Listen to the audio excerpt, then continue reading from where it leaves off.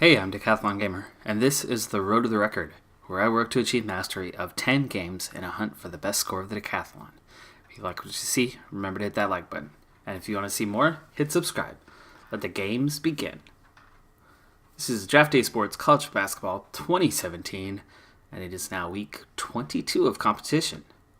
It is also the start of Season 8 in this game. Quick look back at season recaps for the first 7 seasons. We started off 8-19 down in the 23rd of 23 divisions, as this is set up as a promotion relegation league. We went 13-15 the next year, almost breaking 500. The year after at 18-11, we ended up winning the tournament and claiming a spot in promotion. We made the CIT tournament. We didn't win the division tournament. We just cracked the top 4 is what it was. Got promotion, but went 13-14 the next year, and somehow, even at 13-14, we were in the bottom 4, just right at the top of that, and were relegated. So we rubber band, went right back down to Division 23, and we've now had 3 straight years of promotion. We were 19-13, 22-9, 22-10 a year ago. We've had 2 NCAA tournament bids after winning the conference tournament twice. That first time we had the play-in game, that qualifying round, which we won, but then that gave us a 16 seed. We got crushed. We were a 15 seed this last time. But not able to overcome that one as well. We also had an NIT tournament bid the year in between. So after 3 straight promotions, we find ourselves climbing the ladder up to Conference S now. You look at who we are going to face off with this year.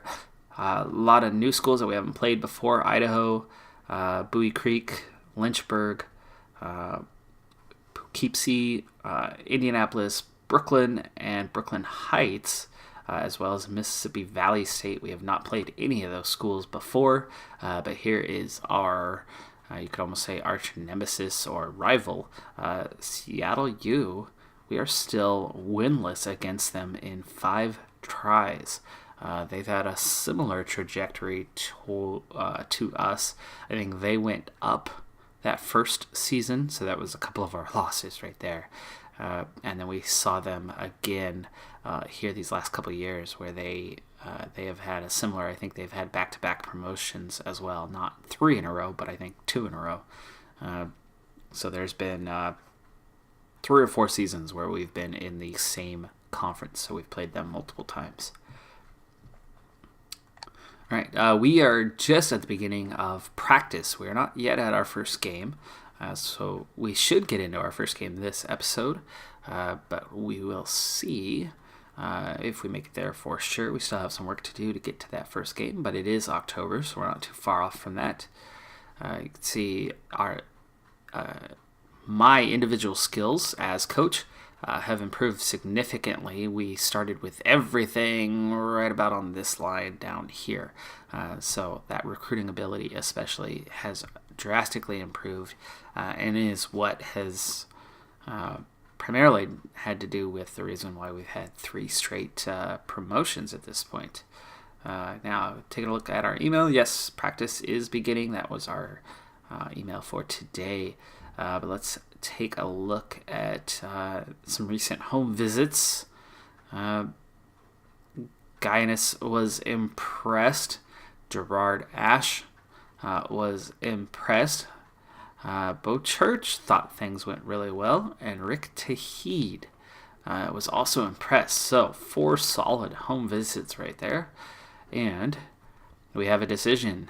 Jason Guinness, he is ranked 230th overall, gave us his verbal, as well as Gerard Ash. Gerard Ash has actually slipped outside of the top 1,000, but his rank was much, much, much higher than that not so long ago. That was a recent reevaluation. He's slipped at least 400 spots from where he was previously.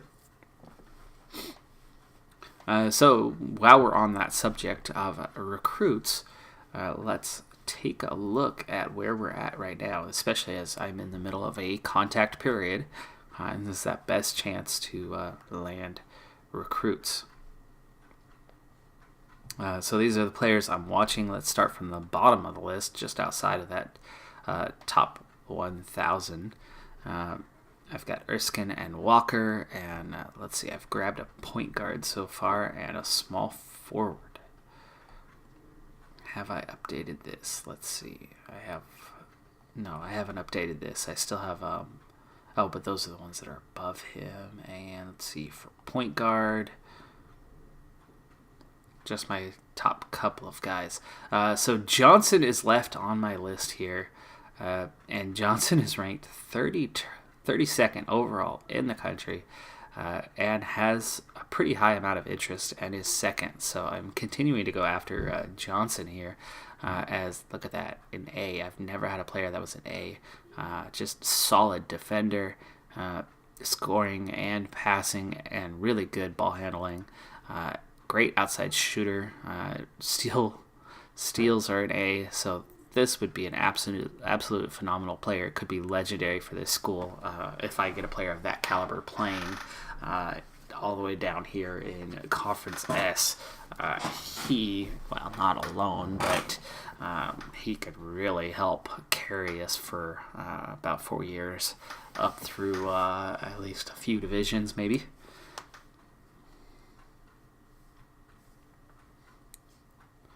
Even if that makes 2 point guards. But Giannis is no slouch. Look at all those Bs. Strong defender. And all of those other categories, other than he is not a good inside shooter. And not that good on free throws either. So he does have a few Ds where there are nothing. For Johnson. So Johnson would be a fantastic grab if we were able to get him.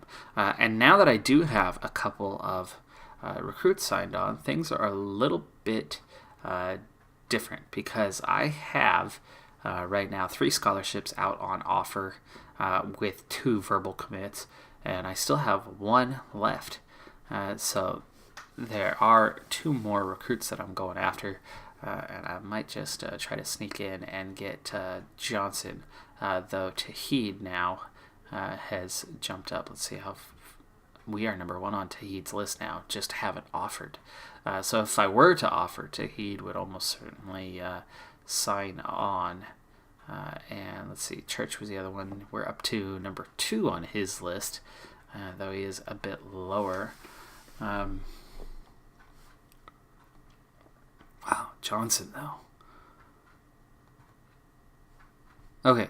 Well, let's get in here, look at them individually. He signed at Stanford. That's right. I forgot. It's been a little while since I've been on here and filmed the last groups of episodes. I usually do 3 at a time, so I play once every 3 weeks. Hey! It's a spam comment on one of my videos. Anyway, so we're number 2 on his list, but he's already signed with Stanford. Local kid, Portland, really likes us, that close, but I can't disagree with him on that one, to go from little old us in Conference S, even if we're local, and he does like us when a school like Stanford comes along. And you're that good, and there are that many divisions above us. And, his parents both went to Western Illinois, so neither one of them have ties.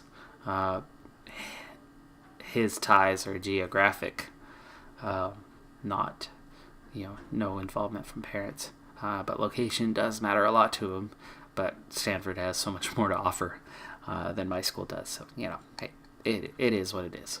But we got the next best thing in Giannis, and let me make sure these other guys are still available. And Brown, I haven't even finished unlocking, so let's get in there and do that real quick with the call.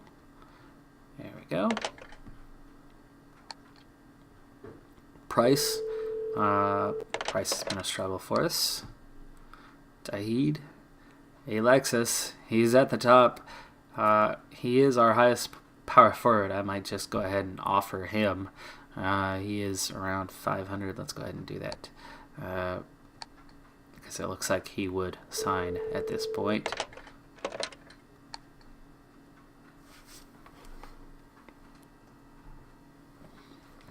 Okay, Mobley likes us a bit, but we have a lot unlocked. This is why I went ahead to do this with this episode, is there's still a lot to do in recruiting this year.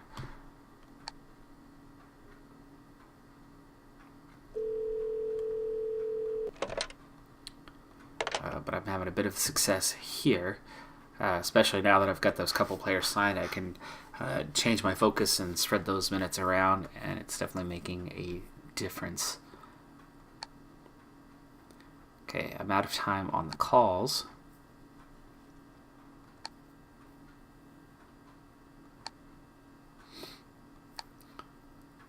Okay, there's Ash, who was so much higher. Look at that, 423 was his last ranking, so they dropped him 600 places. To me, that's more, and that's just this week. To me, that's more of a punishment of him signing with my school than it is a reevaluation of where he's at. It's like, oh, he signed with a Conference S school.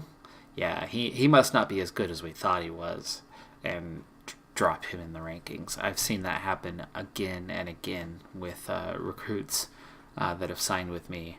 And you see it happen in real life too. You see somebody not even on the radar, not anywhere, not top 1,000, but all of a sudden, a top 25 program comes along and shows interest and offers a scholarship to this kid, and next thing you know, they're a top level, or at least a top 300 recruit or something. They can change rankings like that almost overnight. It's so hard to compare these kids all over the nation like that with limited information. But that's one of the things about today, is there's more and more information out there about these kids. So all right, I left Johnson on the list just in case he decommitted from Stanford, because his GPA is only a 2.9, and Stanford we have high standards for my school here, but he's got crazy high standards at Stanford to qualify. So if in January they find that he's not qualified, I'll jump on him in an instant, even if that means retracting somebody else's. Probably not Giannis. Probably Ash, really.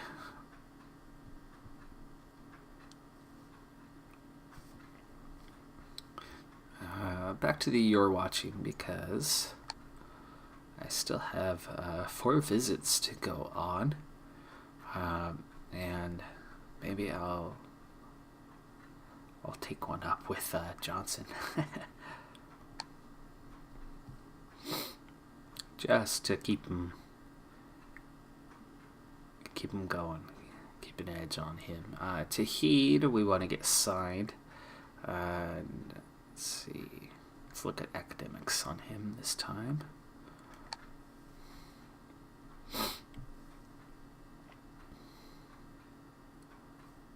Okay, Church is the other one we've got with an offer out there. And he's all about location. And he's Washington, so we'll pitch that. And that leaves me one more. Let's see, I've already got a small forward. Probably Brown, that's the next position, shooting guard. He's Washington, he does care about location, so let's go ahead and pitch that. And there you go. We'll skip watching film this time. I'll do that next time around. But let's get on to our next thing. We are on to practice. Let me go ahead and push forward a week, as my practice plans are all set already. And I'm already 15 minutes into the video. You have new mail. And we've only pushed 1 week, and whoa, look at that. Just like that, we've got our 4 guys. So, there we go. Bo Church, Rick Daheed,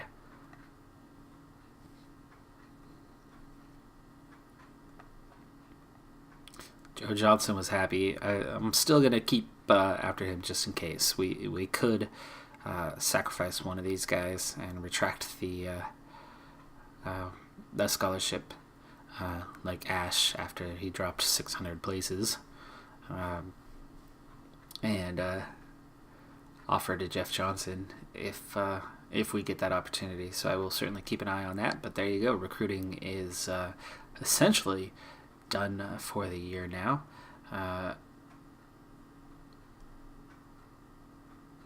I'll leave this be for now because there's not much, and we're into a quiet period. So with that, let's go ahead and take a look at the staff that we have for now. I did recruit a couple new guys replacing last year's group and signed them on for longer, as I've got 4 years, 3 years, and 4 years left on these guys. So Malone Morrissey with strong player development, though he is weak in other areas. My second assistant, Tom Stewart, is okay for recruiting, which he's in charge of. 35 is not good, but it's certainly better than what I had on last year's staff. Meanwhile, Jamal Rivers, who's been with the team for a couple of years now and is in charge of scouting. Scouting's only 36, but he's slowly developing some of these other attributes a little bit. So at least has something, something going for him.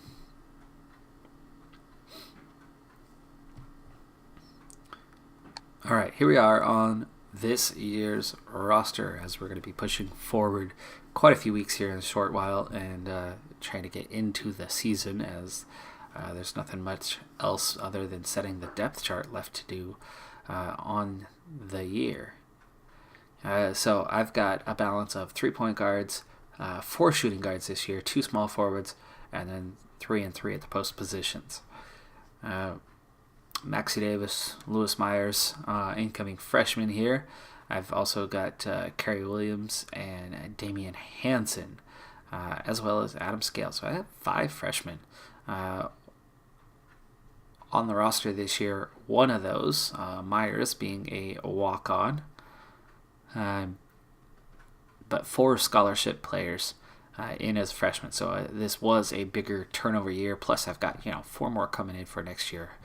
So this is a big turnover period for me, as I'll have 8 new players in just a 2-year span.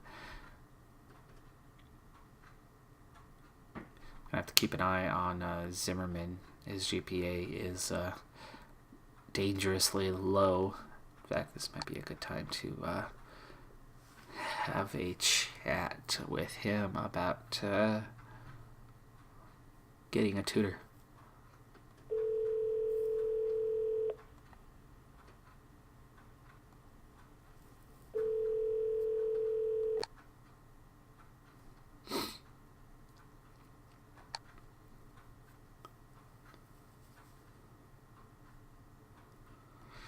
All right, so I've got him set to spend 3 weeks with a tutor to help raise his grades a bit. He might miss a little bit of practice, but we'll be fine otherwise. And that's something I need to utilize more, as there's playing style adjustments and things that I can start making with players. So that's one area I haven't gotten into within the depth of the game, is making those individual calls. Alright, well, let's go ahead and take a look at our ratings coming into training camp this year. So our star this year, Teddy Hazelton, a 4-star player all the way down in Conference S. That might be a good enough player to be a second-round draft pick. I don't know. I don't know if I've had a 4-star player before. I think I might have had one. I've had plenty of 3.5-star players, and speaking of, there's Chad Williams, 3.5 stars, Charles George, 3.5 stars, and Reginald Neely. Look at that, all shooting guards. So they're not going to all be playing at shooting guard this year, as he is 3 stars. I got a couple 2.5 stars players and Ray Price and Daniel Earl. You got to figure these guys are going to be covering down into other positions, because coming in the best small forward and point guards are Kerry Williams and Larry Zimmerman at just 1.5 stars at the moment. But we'll see where they're at as we get a little closer to the start of the season, at the end of practices. Preston Favors, who was a very promising recruit, one of the best recruits that I had early on, enters, I believe it's his senior season now, and he's just 1.5 stars. So he's one player who has not worked out terribly well.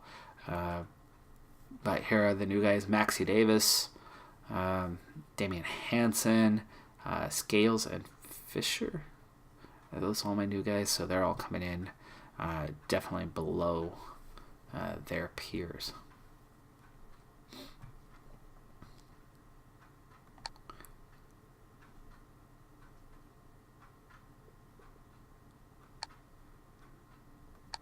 Alright, we'll move forward a couple more practices. I need to make sure that I take care of the red shirts before that time comes. But with no recruiting to do right now, this will help speed things up, and hopefully we can at least get to the beginning of the season. I'm glad that I've gotten this far into the practice schedule. I mean, we're 28 days in. We're 4 weeks into the practice schedule, and this is the first weekly incident report that there's been. And it was some joke that he didn't think was funny. And a little bit of trash talk. And two guys trying to one-up each other. That's not bad at all. You have new mail. You have new mail. All right, so we head into November, and now I'm going to start picking up some mail, and we're just about heading into the season.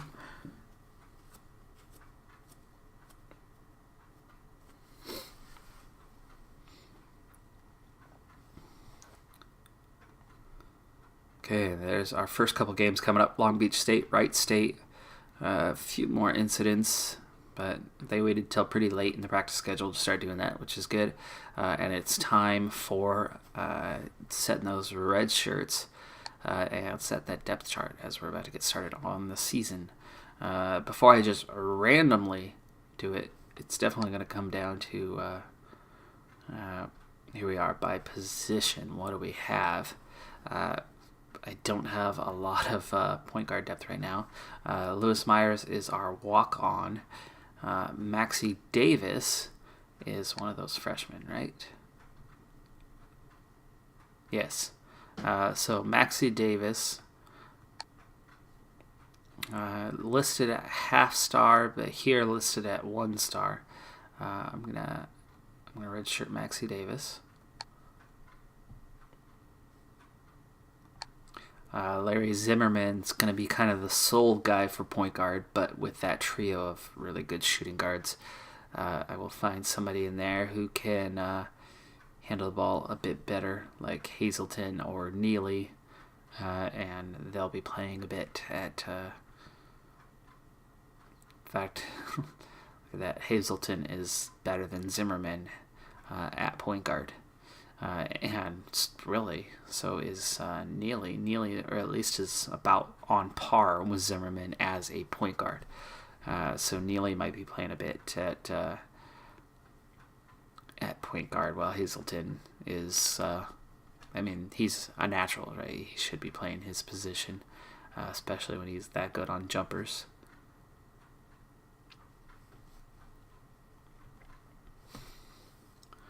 All right, well, there's one of our freshmen taken care of. Now, I think my shooting guards are all... Hazelton's a redshirt freshman. Oh, my gosh. Oh, I'm so excited by what he is going to bring to this team the next 4 years. Wow. Okay. On to, I only have 2 small forwards. Kerry Williams is a freshman, so let's see, how is he? He's better than Fisher. I think Fisher is a walk-on, so small forward was something I really needed, which is why I went after Gerard Ash, who was, well, let's say he was a 400 prospect. So I am going to be hurting here a little bit, and I probably wouldn't want to get rid of him, but I've got some shooting guards who are just going to have to cover down at small forward because Williams really needs to be the number 2 guy there and not the starter, which means he's not going to redshirt because I don't want Fisher to be the backup at that position. All right, looking on to power forward, what do I have? My freshman is Hansen. Feltz is a redshirt freshman, so both of these guys, Price also, are young, so I've got quite a few years with them. So Hansen, unless he's much better than Feltz and Price, is probably going to a redshirt. And no, Price is definitely the strong guy there, so Hansen is going to redshirt this year, yeah. Okay, so there's 2 out of 3 dealt with, and finally the center position. Scales is our freshman. We do have a senior in George who's going to be going out after this year. And you can definitely see Scales is well below George and Earl, so Scales is going to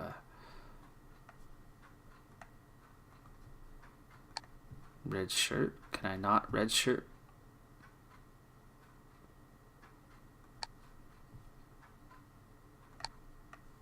Scales is on scholarship. Am I only allowed to redshirt 2 players? Oh, that's lame because I very much would like to redshirt you.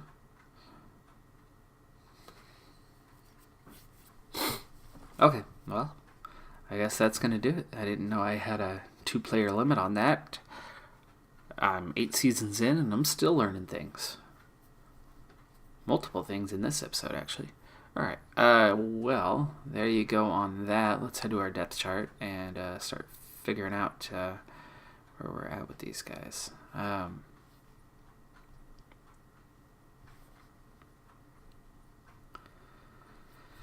So, Hansen and Davis are both redshirting this year, so they're going to be out. So I don't know why they're checkmarked.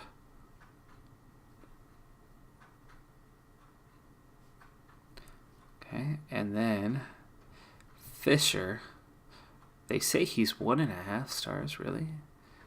His skills don't really show me that. I mean, he can handle a ball a little bit, but...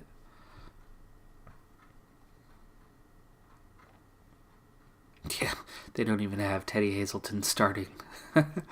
Oh, you're crazy, AI. You're crazy. Alright, Myers and Fisher are my 2 walk-ons. And you can see especially Myers here. Jeez. He doesn't belong on the... He doesn't belong out there at all. So Feltz needs to move above him. And above Fisher. Fisher's a little bit better. He might get on. Yeah, I'll leave him on 95 just in case. Alright, so now we're getting up to these guys, and I've got Scales, who should be redshirting right now, so Scales needs to be down here at the bottom. Post positions is fine. I don't want him to get on there too much.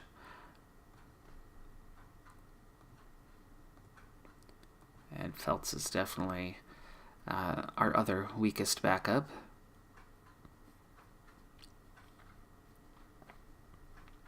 I'll leave him on a 90. There you go. Alright, now we're getting up into players that can play a little bit. 1.5 star guys, and they're probably all going to be, like, say, 85. They're all good prospects. They're all 3+ star guys, but just young ones, other than Favors, who's just never developed, so I need to drop Favors down, because why would I favor him when he's already a senior? Okay.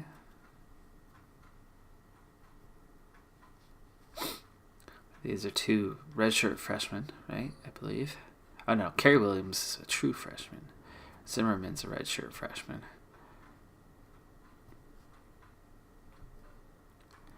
Do I want to leave him at 85? Sure.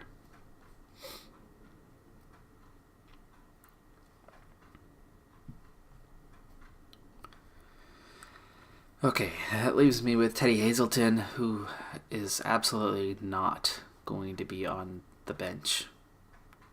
Not happening.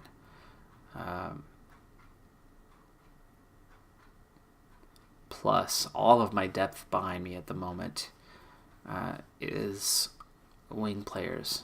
Down to Feltz is the first post player. So having 3 post players in the starting lineup is not going to happen. In which case, Earl's the one who needs to come out.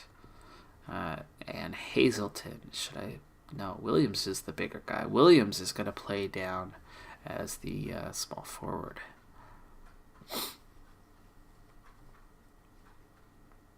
And yeah, Neely was the one that I was saying could pass as a point guard, though Hazelton is probably the better guy.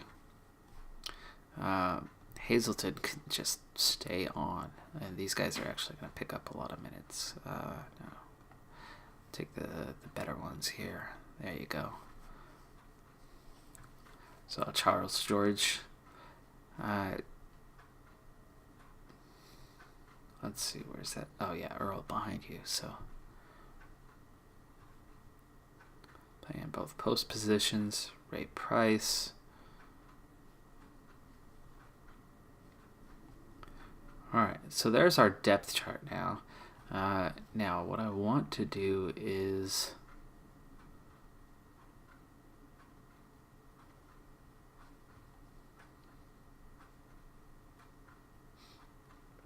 change the rotation based on that.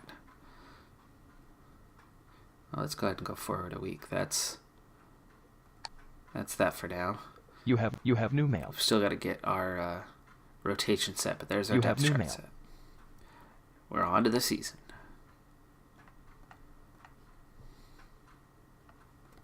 Okay, take a look at the rotation. This is that trickier part. As let's go with a new AI suggestion based on the depth chart.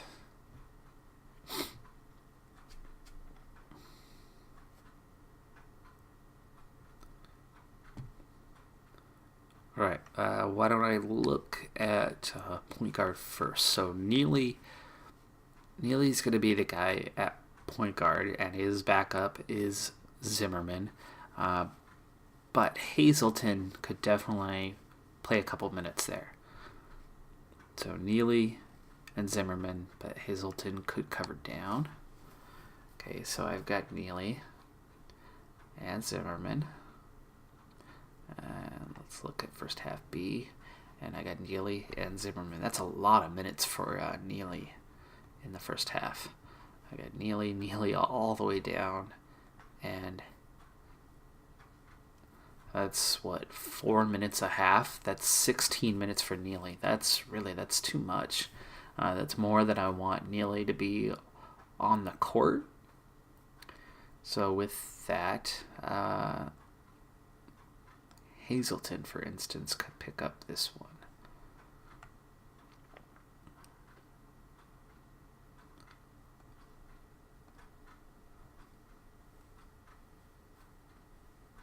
Okay, and that cuts his minutes down by a couple now. And I've got no problem with Hazelton playing 32. Let's see, what's Zimmerman at right now? 14? That's a pretty decent number. Neely, though, at 30. I'm going to take off a couple more minutes somewhere in the first half. Maybe 2 more to Zimmerman. So let's give Zimmerman 2 more minutes. And we'll go... Oh, and Zimmerman was already on at that point.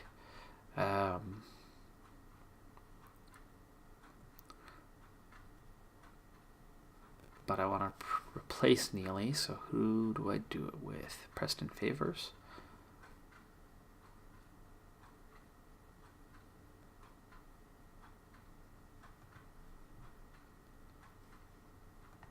There you go. Favors is getting 6 minutes now. Or is that I don't know if I want him with that many minutes. Williams. Williams is my other guy, right? Williams? Oh no, that's the backup small forward. The freshman.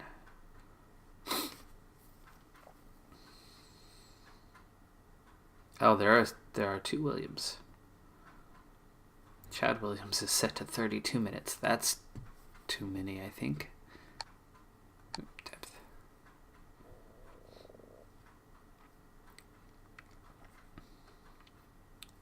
Yeah, it's Neely that I don't want to overdo. Williams, I'm okay with about 30 for him. Neely should only have about 26, 28 minutes a game. And Hazelton can definitely eat up. But what about the backups behind him? Preston Favors.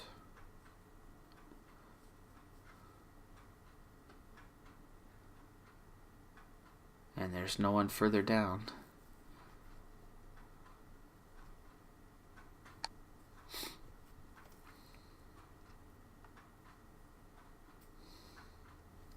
So that means it's Hazelton. There you go. There's his 34.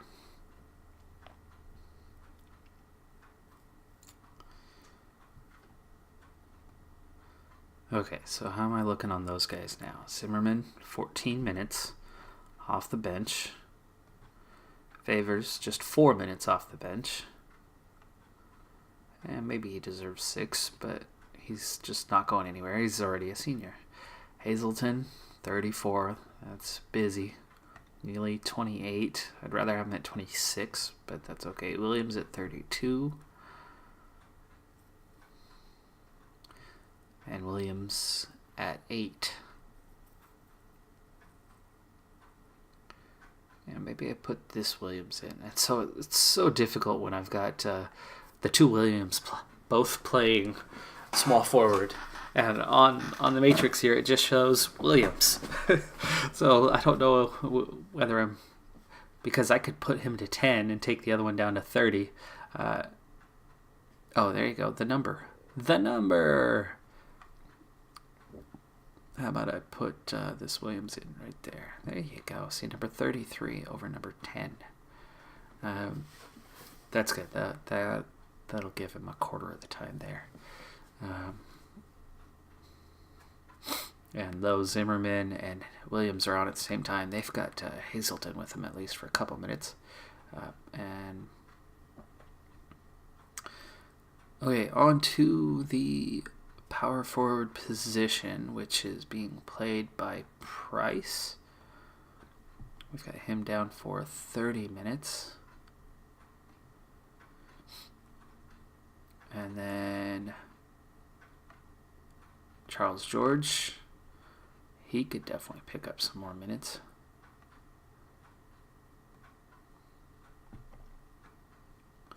Let's see, do I want Price on 30? Not really, no. I'm going to cut down some minutes from Price. I'll give a couple minutes to George. And there's a natural transfer. Put about 4 minutes from Price over to George. And then their backups, Daniel Earl, should be getting most of the minutes off the bench. Scales, not much. And Feltz, not much.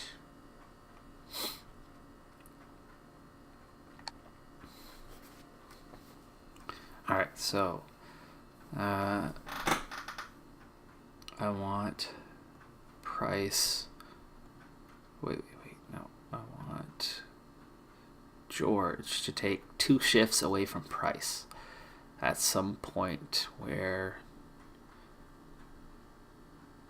they would have been out, and this might be a good spot. Leave George on to here. That's coming off of Earl right now, though.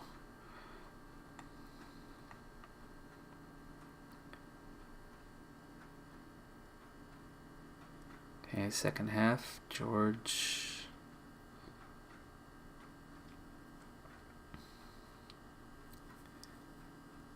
George. 32 for a big man's probably good. So let's leave that. Price is going to lose some minutes though to Earl. Yeah, he's only set up for 8 right now. So, and the second half should really be pretty much just the 3 of them. So, George, Price. Here's Earl. That's Scales. I don't want Scales on that late in the game. So this should be Price, and then Earl will be up here. So I'll put Earl in right there, and then and here. There's 2 minutes away from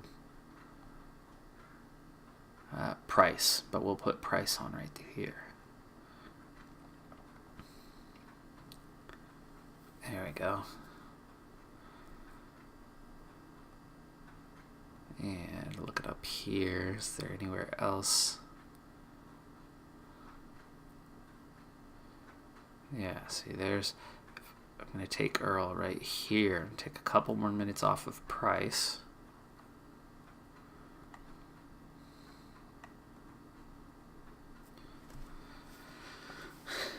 There we go. So he's up to 14 now.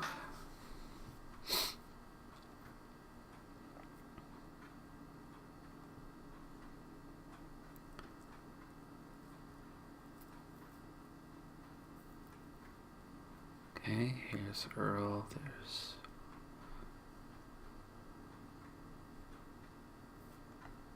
Okay, put him there alongside. That's 16.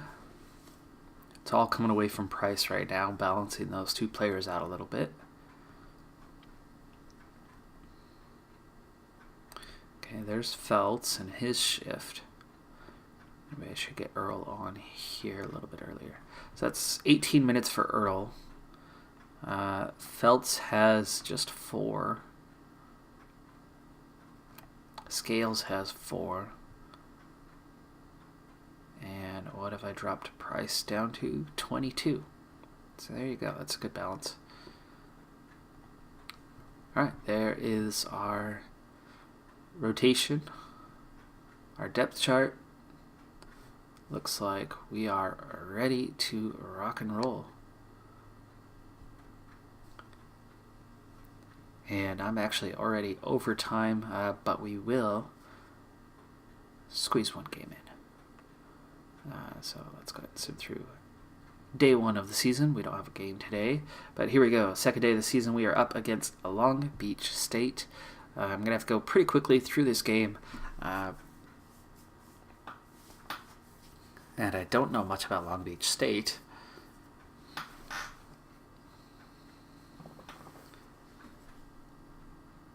But let's get the job done quickly. So here's my starting lineup. Reginald Neely, Teddy Hazelton, Chad Williams, alongside Ray Price and Charles George. George did end up making the second conference all-team. I think I had 2 players on second all-team.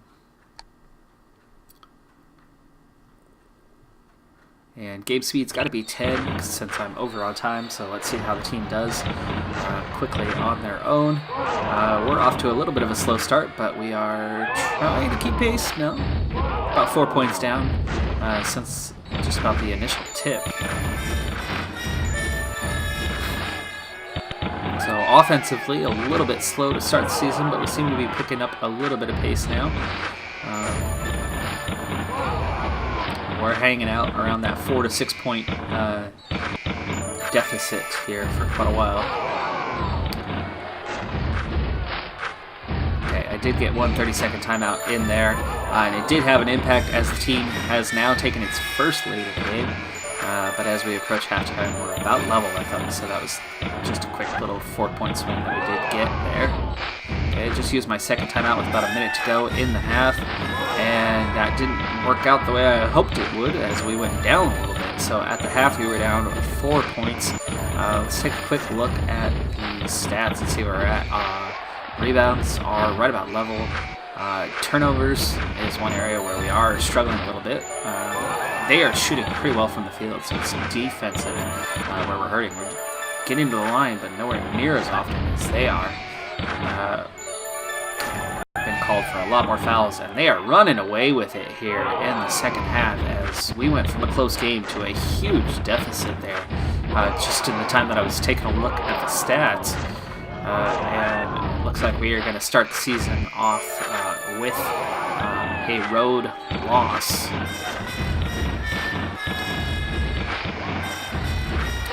And as that clock wraps up, I need to wrap up this episode. So that does it for this episode. I'm Decathlon Gamer, and remember, I'm aiming for the best of the best. So if you're ready to join me on my journey, hit subscribe, and tune in next time on my road to the record. Bye for now.